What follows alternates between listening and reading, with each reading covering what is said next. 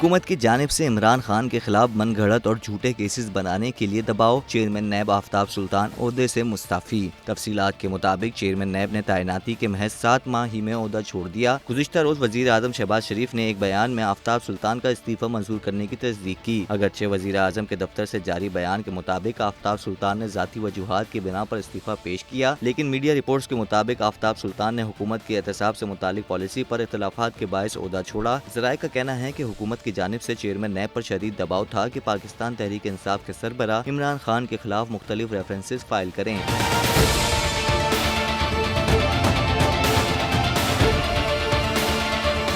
नैब के सरबराह के यूं अचानक ओहदा छोड़ने पर ट्रांसपेरेंसी इंटरनेशनल पाकिस्तान के बानी रुकन आदिल गिलानी का कहना था कि ये एक आईनी ओहदा है और चेयरमैन नैब के यूं मुस्ताफी हो जाने से बहुत ही मनफी असर पड़ेगा। वाज़ेह रहे कि आफ्ताब सुल्तान को वजीर आजम शहबाज शरीफ और अपोजिशन लीडर राजा रियाज ने इत्तेफाक राय से गुज़िश्ता साल जुलाई में तैनात किया था। आफ्ताब सुल्तान सिविल इंटेलिजेंस इदारे के इंटेलिजेंस ब्यूरो के सरबराह भी रह चुके हैं और इन्हें दयानतदार और बाअसूल अफसर के तौर पर जाना जाता है। इनके यूं अचानक इस मनसब को छोड़ने से हुकूमत की एहतसाब से मुतालिक पॉलिसियों के लिए भी एक धचका है।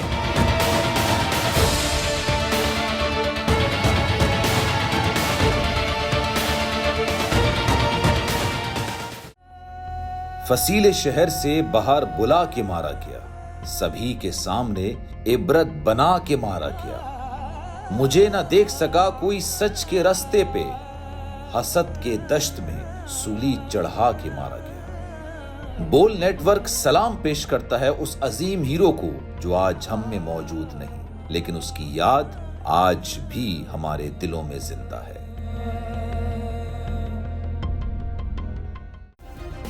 सब्सक्राइब करें और बेल दबाएं ताकि कोई खबर रह न जाए।